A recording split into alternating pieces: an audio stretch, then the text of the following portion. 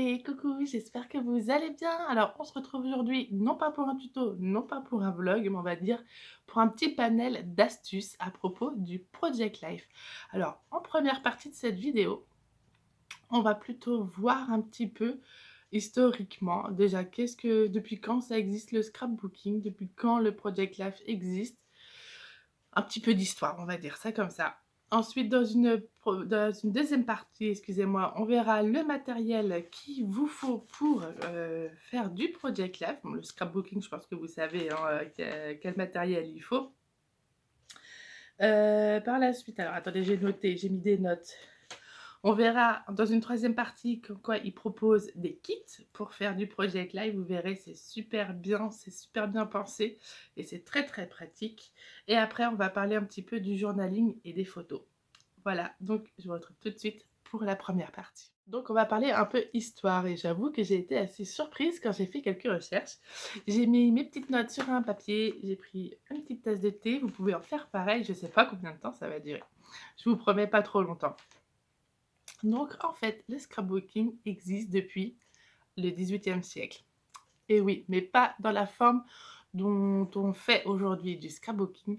C'est bien avant l'utilisation, donc enfin même l'invention des photos.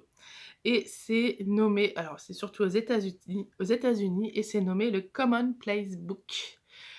C'est fait par les hommes et les femmes. Il n'y a pas de majorité de genre, en tout cas, sur le scrapbooking. Et c'est plutôt un peu comme un journal intime un peu amélioré, où ils vont coller des images, ils vont dessiner, ils vont écrire des recettes, des petites citations qu'ils aiment bien, des images, des fleurs séchées, des points de tricot. Alors ça, je pense pas que ce soit pour les hommes, mais voilà, j'essaierai si j'arrive à vous en trouver, à vous mettre une photo juste là. Donc c'est un peu comme le bullet journal en fait, le tout début du scrapbooking, c'est vraiment on collecte des petits éphéméras, des petits bouts de vie pour les mettre dans un cahier. Ensuite arrive le 19e siècle et là il y a une première évolution du scrapbooking parce que bien évidemment la photo fait son arrivée. La technologie, la première technologie du 19e siècle, c'est l'invention de la photo et là va se développer un autre style de scrapbooking et c'est plutôt des livrets d'amitié comme ils appellent ça, des albums décoratifs, des recueils pratiques. Donc là, ça commence à passer exclusivement aux femmes. Il y a beaucoup moins d'hommes qui s'y mettent.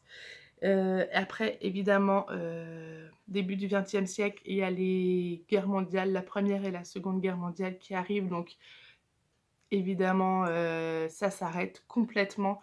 Il n'y a plus du tout de son et d'images du scrapbooking, mais c'est plutôt évident, hein. On va mettre l'argent autre part, le peu qu'on a. Et ça revient grâce à la religion. Et oui, c'était considéré comme un acte religieux. C'est surtout dans la religion des Mormons qu'elle apparaît. Et c'est surtout pour transmettre des valeurs familiales et y inscrire les souvenirs.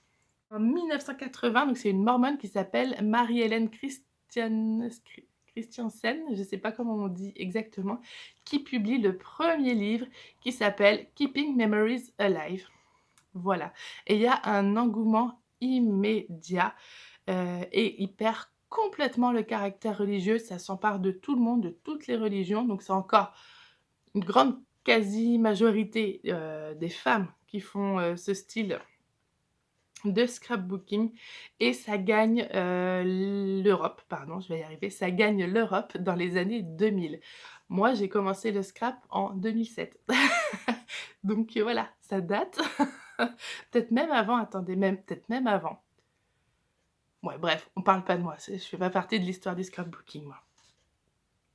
Donc ça gagne l'Europe dans les années 2000, ça devient un véritable phénomène de société. Il y a de plus en plus de boutiques qui s'ouvrent, le matériel est beaucoup plus... Oh là, j'ai mes cheveux qui tombent. Comme je disais avant d'être interrompue par cet accident capillaire, que ça devienne un véritable phénomène de société, qu'il y a de plus en plus de boutiques qui s'ouvrent. Le scrapbooking devient très très accessible. Et il s'organise déjà dès les années 2000 sous forme de réunions qui s'appelle les Cropping Parties. Donc c'est un peu l'équivalent de nos crops en fait aujourd'hui, où les scrappeuses s'échangent, des idées, des techniques, des astuces et bien évidemment leurs bonnes adresses. Ensuite, par la suite, il y a des nouvelles évolutions du scrapbooking.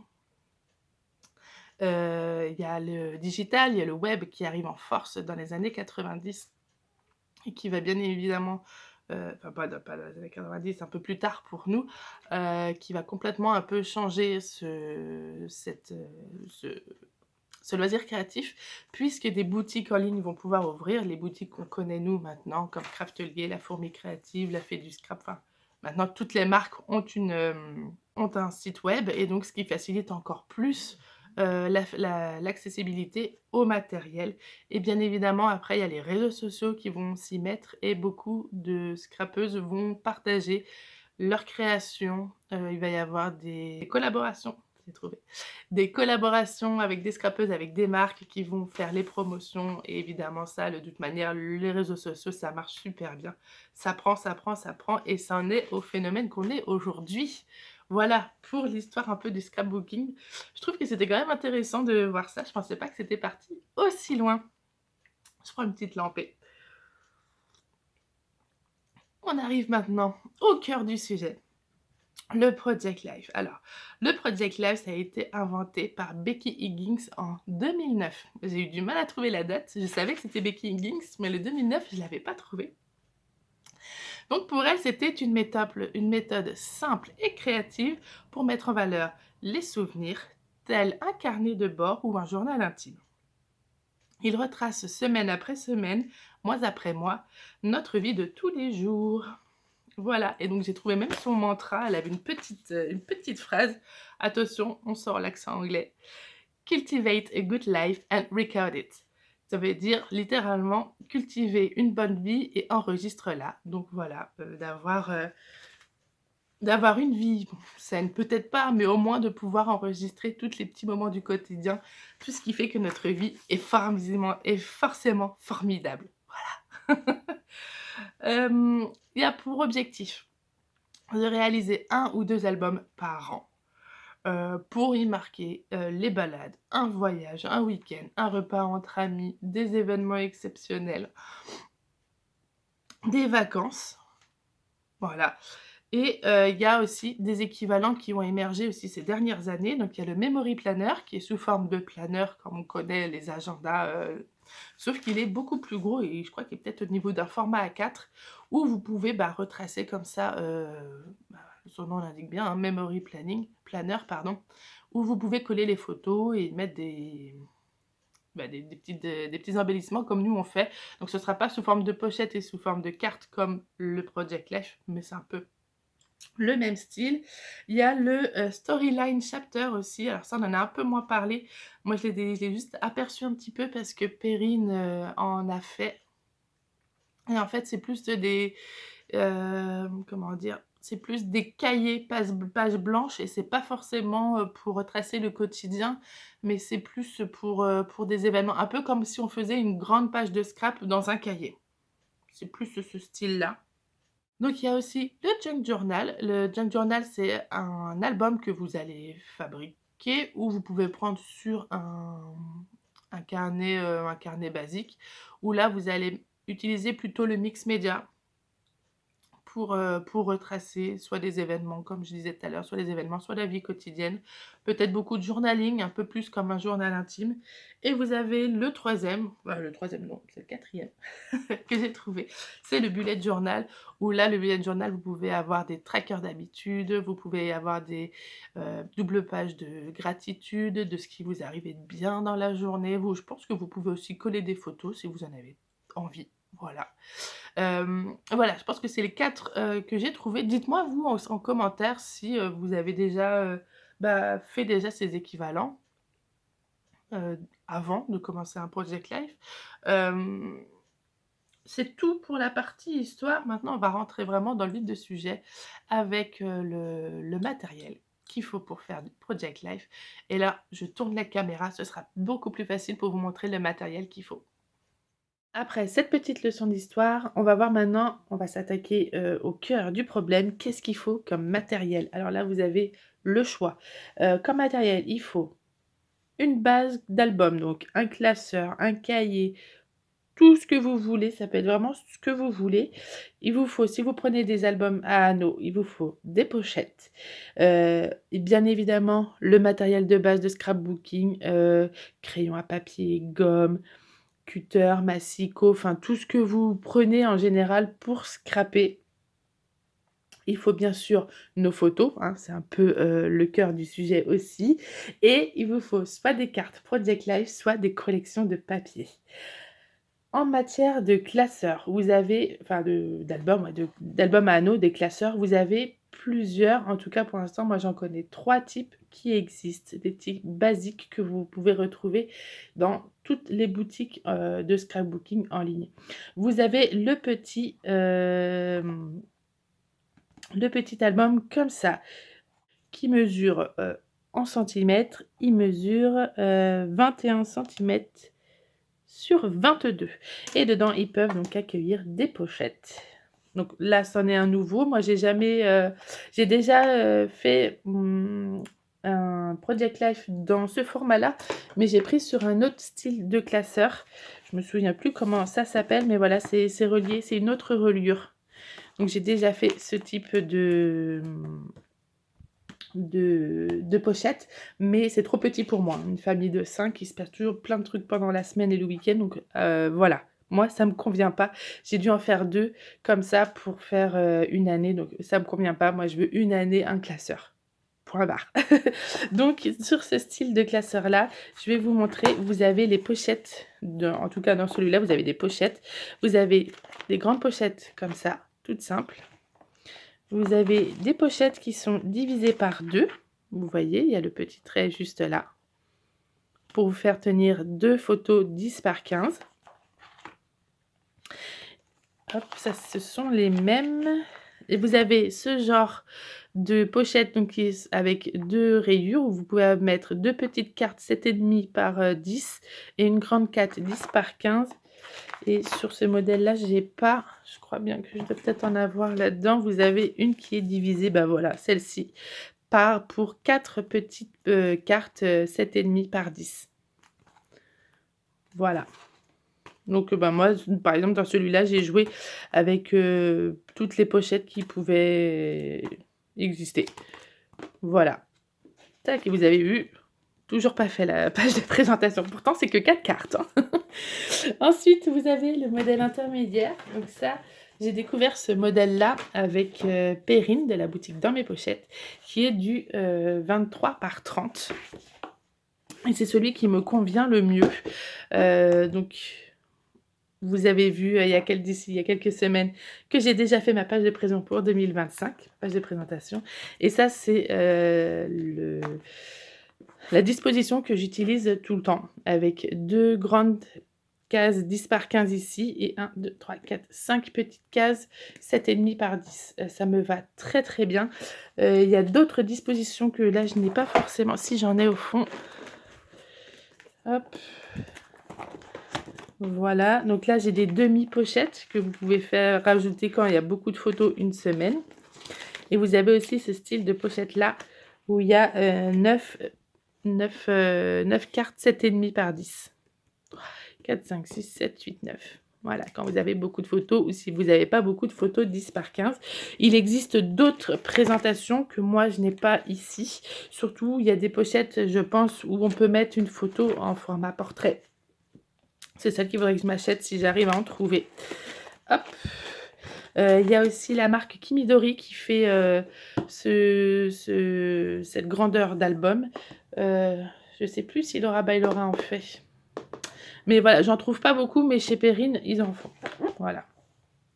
Et vous avez le grand album, je vais envie de dire classique. Moi, j'ai toujours connu ce format-là à la base en scrapbooking, le 30 par 30. Donc celui-là, c'était pour la grossesse de ma fille. Et pareil, vous avez plein de dispositions. Mais celui-là, pour faire une semaine double page, ça fait trop. Vous voyez tout ce que ça fait. Enfin, là, vous voyez pas, mais... Hop, tout ce que ça fait comme place, pour moi, ça fait beaucoup trop. Et pareil, vous avez plein de positions dessus, comme ça. Voilà. Tac. Pareil, moi, j'achète souvent sur Craftelier. Vous avez des albums qui sont vendus, vous avez des pochettes qui sont vendues avec. Alors, le 30 par 30, ça, je sais pas, j'ai l'impression que ça se fait de moins en moins. Mais voilà, sachez que ça existe. Par exemple, si vous faites que mois par mois, ça peut être très bien. Une grande double page comme ça, je pense que moi, juste pour un mois ou 2 semaines, par exemple une semaine sur une seule page, ça peut très bien aller. Moi, ça m'irait pas parce que c'est trop grand. Enfin, j'ai trop de photos pour faire juste sur une page et j'en ai pas assez pour prendre une double page. C'est pour ça que ce classeur-là me va très bien. Et je pense que donc les classeurs et les pochettes, vous pouvez les retrouver sur n'importe quel site de scrapbooking en ligne. Je suis sûre qu'il y en a. Ce qui concerne les cartes, alors vous avez le choix, soit il y a des marques qui font des kits, soit vous pouvez prendre une collection, si vous êtes déjà un peu plus à l'aise avec les kits, vous pouvez prendre une collection de papier lambda, celle que vous voulez, avec des petits embellissements, des tampons, tout ça, pour vous faire le Project Life, pour vous faire du Project Life. Moi, j'avoue, j'ai commencé avec des kits. J'ai commencé avec... là, je peux vous présenter 2 styles de kits, des kits européens. En France, vous avez donc Perrine avec la boutique Dans mes pochettes qui fait des kits que vous recevez pour 2 mois. Et franchement, moi qui utilise beaucoup de papier, de cartes, vous en avez largement. À chaque fois, il me reste franchement une dizaine de cartes. Là, c'est DLS Design. J'ai essayé qu'une seule fois, malgré... Enfin, en fait, c'est que c'est un petit peu plus cher pour DLS Design. Donc, j'ai pas pu m'abonner parce qu'il me semble que c'est une quarantaine d'euros par mois. Si je dis pas de bêtises, je me souviens plus. En tout cas, je vous mettrai les liens dans la description si vous voulez aller voir. Sinon, il y a aussi aux États-Unis, bien évidemment, la fondatrice du Project Life, Becky Higgins, qui fait aussi des kits de scrapbooking, bien évidemment, des kits de Project Life. Et vous avez aussi Heidi Swap qui en fait pas mal. Après, vous avez aussi sur les collections, c'est ça que je voulais vous dire, oui. Si vous prenez des papiers de collection, vous prenez un bloc, par exemple un bloc Action ou un bloc d'une autre marque, bien souvent, alors Action non, mais d'autres marques, la plupart du temps dans les collections, ils vous mettent une page où vous avez des cartes 10 par 15 ou 7,5 par 10. Je vais essayer de vous en trouver pour vous montrer ça. Donc, je disais, si vous prenez les papiers, voilà le style que vous pouvez trouver. Donc là, c'est la collection Little Boy de chez qui? Cartabella. Donc là, il y a 2 papiers sur la collection. Je ne vous ai pas ramené toute la collection parce que le but, c'est pas vous montrer toute la collection. Mais là, vous voyez, vous avez déjà 6 papiers, cartes au format 10 par 15. Et là, vous avez plusieurs papiers au format 7,5 par 10. Donc ça peut être aussi faisable avec une collection. Vous n'êtes pas obligé de prendre des kits si vous n'avez pas, par exemple, beaucoup d'argent à investir dedans. Donc, je vais vous montrer rapidement le contenu des kits. Ceux-là, je ne les ai pas beaucoup, je les ai juste découpé les papiers pour les mettre déjà dans mon classeur parce que c'était la collection 2024. Voilà. Donc, sur les kits, dans mes pochettes, vous avez des papiers ou vous avez des cartes. Donc là, c'est le kit premium. Hop. Donc, vous avez... Hop. Je vous montre rapidement. Voilà, donc là, c'est les présentations. Là, vous avez une planche de bois découpée. Vous avez tout un jeu de cartes. Donc là, j'en ai utilisé pas mal. Ça dépend quel kit vous prenez, mais vous avez du papier calque qui vont avec. Donc, vous voyez, j'ai déjà découpé du papier. Donc la planche de mots. Vous avez une planche de puffy stickers. Là, j'ai une planche de stickers transparents. Des dots, mais je crois que maintenant, elle les fait plus. Elle les fait sous forme de puffy stickers. La planche de tampons et des die cuts. Voilà, et là c'était marqué, c'était 59 euros. Et je crois qu'elle les a baissés maintenant cette année. Enfin, je suis sûre, elle les a baissés cette année. C'est ce qui me tenait tenté beaucoup à retourner avec dans mes pochettes pour faire mon PL. Mais finalement, je vais pas pouvoir parce qu'on peut pas tout acheter. Il faut vider un peu ses papiers. Donc ça, c'est très bien pour commencer. Ça va très vite. En plus, par exemple, tous les mercredis, Perrine vous fait une vidéo où elle utilise ses kits. Et vous, enfin, franchement, en 1h, 1h20, elle fait une double page, voire 2 doubles pages. C'est très rapide. C'est super quand on n'a pas beaucoup de temps. Ici, c'est la collection DLS Design. Donc pareil, c'était pour l'été dernier. Il me semble que c'est à peu près le même prix, voire peut-être un peu moins cher, mais c'est chaque année, chaque mois. La collection dans mes pochettes, c'est tous les 2 mois. Donc ici, j'ai des petits cachets de cire, j'ai un tampon, une planche de tampon, pardon, voilà, qui va avec. Là, ce sont des stickers, des die cuts, pas mal de die cuts, des LS Design, ils en mettent toujours pas mal dans leurs pochettes. Là, j'ai des petits puffy alphabet. Des enamel dots.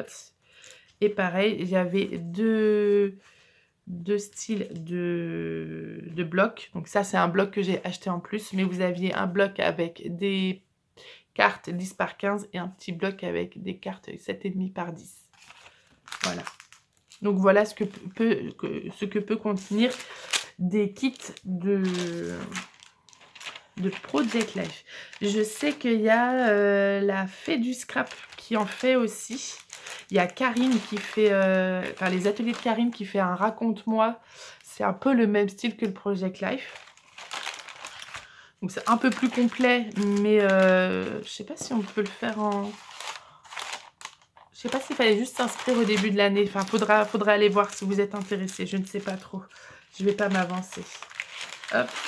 Et il y a aussi la marque Laura by Laura qui fait, qu'on n'entend pas beaucoup parler, mais qui fait aussi des kits mensuels ou bimensuels, je ne sais plus.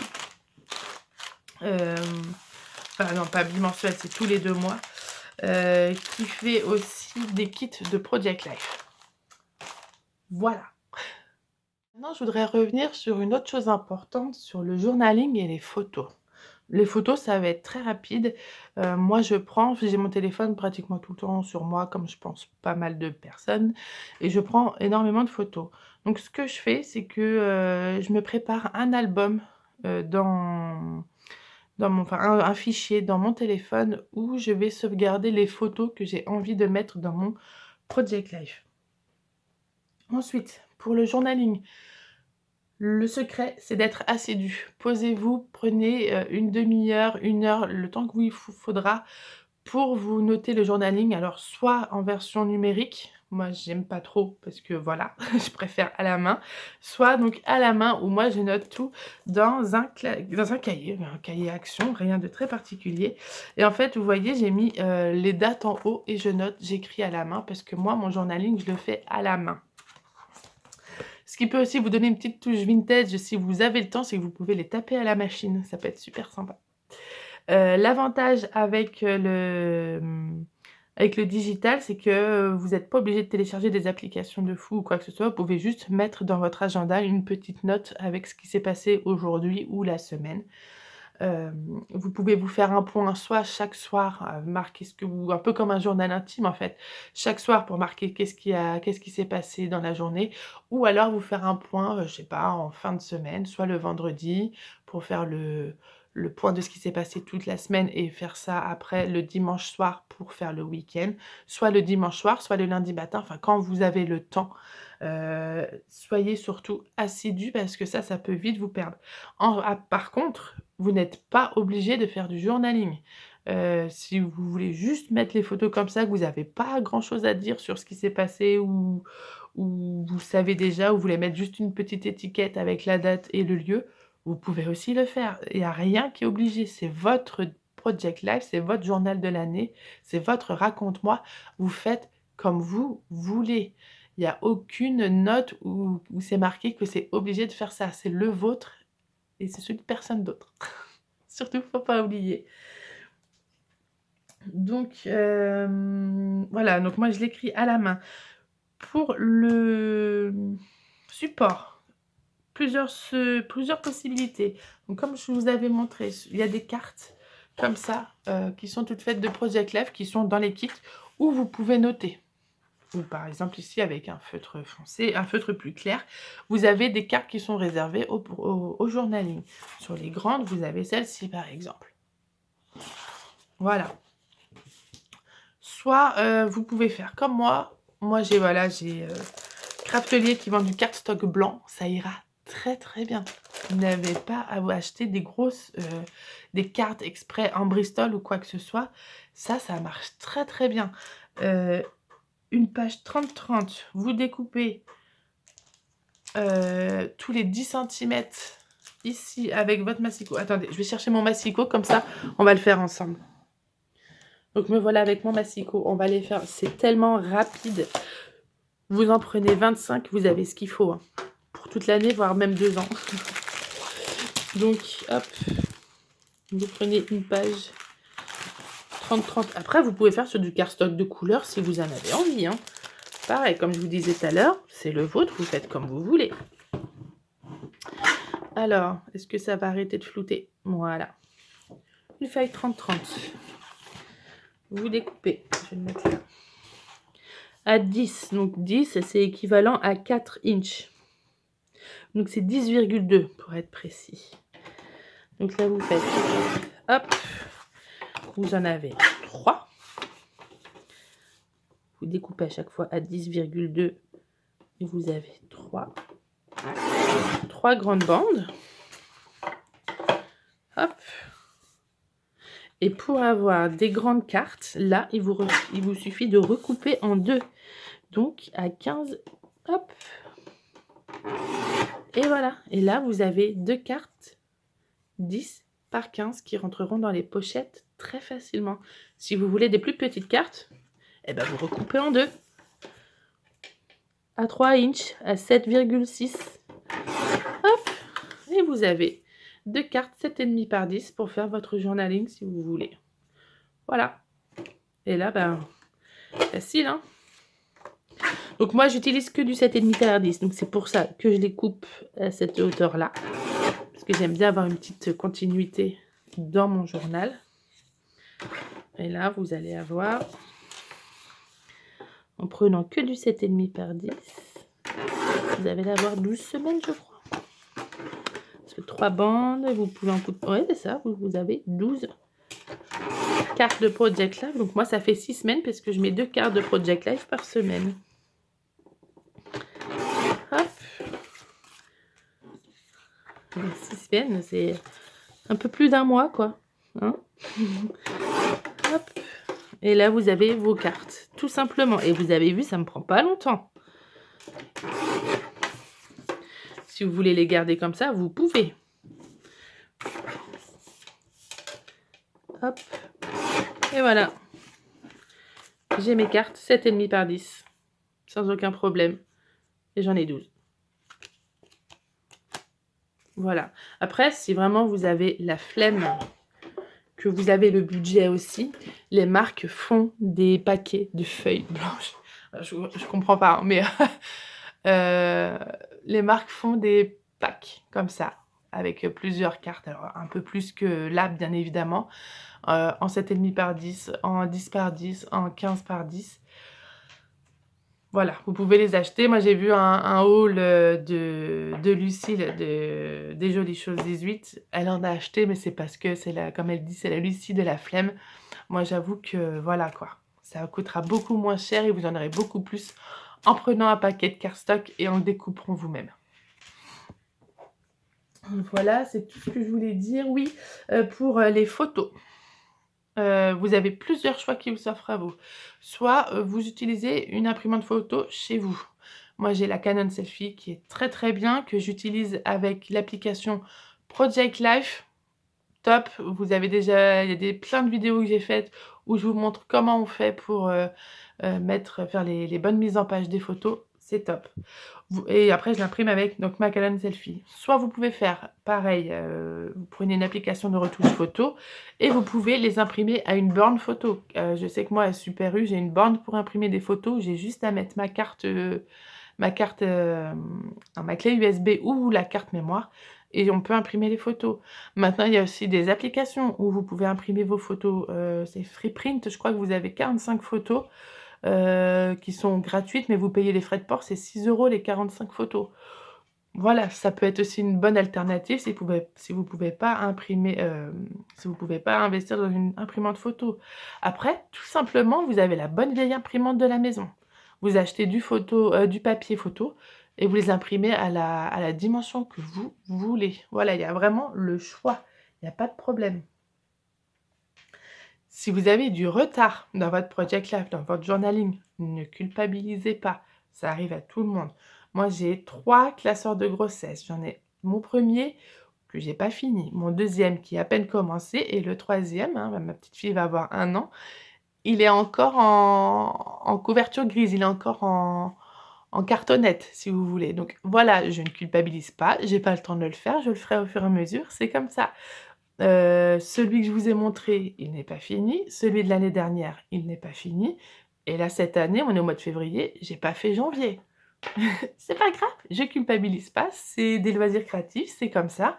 Je note tout dans mon classeur, dans mon cahier et je le ferai après. Du moment que j'ai les photos, le journaling, mes photos, non, pas pour le mois de janvier, mais au moins pour 2024, toutes mes photos sont mises en page et toutes mes cartes sont mises en page. Enfin, j'ai plus qu'à décorer, donc ça peut aller très, très vite. Il ne faut pas culpabiliser. Si jamais vous voulez rattraper votre retard, simplifiez au maximum. Ne faites pas des tamponnages ou qui prend beaucoup de temps à coloriser ou quoi que ce soit. Allez au plus simple. C'est ça ce qui est bien avec les kits, c'est que comme vous avez des cartes toutes faites, bim bam boum, en quelques minutes, votre semaine, elle peut être faite. Vous avez juste plus qu'à écrire ou imprimer votre journaling, vos photos et c'est fait. Il ne faut vraiment pas culpabiliser. Vraiment. Voilà, c'est tout ce que j'avais à dire sur sur, le journaling et les photos et je me suis fait, un petit truc et bah, c'est tout ce que j'ai à vous dire. Voilà, sur le project life. Moi, ça fait, ça va faire 4 ans, 4 ou 5 ans que je fais vraiment des project life, pour le mois, enfin pour l'année et donc ça va faire, ça fait 7 ans, même 8 ans que j'ai découvert le project life parce que ma fille j'en ai fait un, donc c'est le project life que je vous ai montré, le grand 30 par 30 et ma fille a déjà 7 ans et j'ai commencé pendant la grossesse, donc ça fait, presque 8 ans que je connais le project life. Donc c'est pour vous dire, comme quoi j'aime beaucoup ce style de projet. Le fait qu'il y ait les pochettes, ça va vite. De travailler sur des petites cartes, ça va vite aussi. C'est vraiment quelque chose que j'ai envie de continuer parce que moi j'aime bien regarder les albums photos. Enfin, je sais que ma mère en avait fait. Je les ai beaucoup regardés quand j'étais plus jeune. Maintenant je peux moins parce que, je suis plus avec maman. Mais là même je vois, j'ai des grands classeurs de photos, sans Project Live, juste avec les photos, à l'ancienne comme on dit et mes enfants, ils adorent regarder et commenter et là je suis où, je suis avec qui, je fais quoi. C'est vraiment quelque chose, que j'aime bien partager, c'est des grands moments de partage avec mes enfants et je pense que je vais continuer au tant que je peux et je vais essayer de les finir, c'est encore mieux ça. Voilà, c'est tout ce que j'avais à vous dire sur le Project Life. Si vous voulez en commencer, mais allez-y, foncez, moi je peux que recommander. Ça prend beaucoup de temps, mais avec l'organisation, franchement, c'est assez facile. Que vous commenciez le scrapbooking ou pas du tout, avec les kits, ça peut aller très, très vite et franchement, moi j'ai eu un énorme coup de cœur sur les kits de Perrine. En plus, maintenant, c'est sa marque. Moi, j'ai commencé quand elle faisait pas de marque encore, où elle travaillait qu'avec, des papiers comme ça, plus quelques papiers de la collection et elle ajoutait les stickers, des tampons. Enfin, c'était super sympa, j'aimais beaucoup, et je trouve que ces kits, mais c'est j'adore, j'adore. C'est vraiment quelque chose que vous pouvez vous lancer les yeux fermés, c'est très, très facile à débuter. Voilà, je vais arrêter de blablater parce que j'ai déjà beaucoup blablaté. J'espère que cette vidéo vous aura plu, vous aura appris des choses, vous aura donné envie de vous lancer. Surtout, n'hésitez pas à me dire si vous faites déjà du Project Life, depuis à peu près combien de temps vous en faites, si vous avez réussi à tenir le rythme, s'ils sont terminés. Enfin bref, vous pouvez me mettre ce que vous voulez dans les commentaires, à la partager bien sûr si vous en avez envie. Et je vous retrouve la semaine prochaine pour la prochaine mini vidéo et la grande vidéo du dimanche. Je vous souhaite une bonne journée. Bye bye!